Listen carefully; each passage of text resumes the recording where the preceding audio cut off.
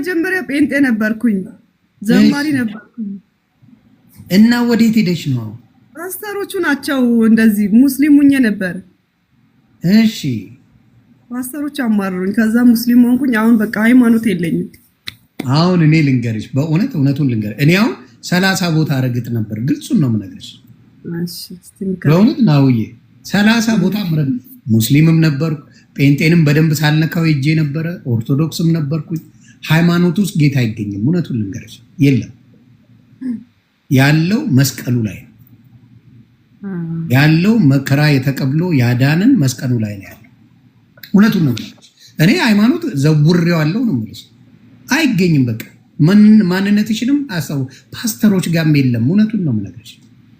ፓስተሮችማ በጣም አስቸጋሪ ናቸው። አዎ። ስለዚህ የምልሽ ምንድነው ጌታ የሚገኘው ሰውን አትከተይ። ሰው ከተከተልሽ ያጠፋሽ።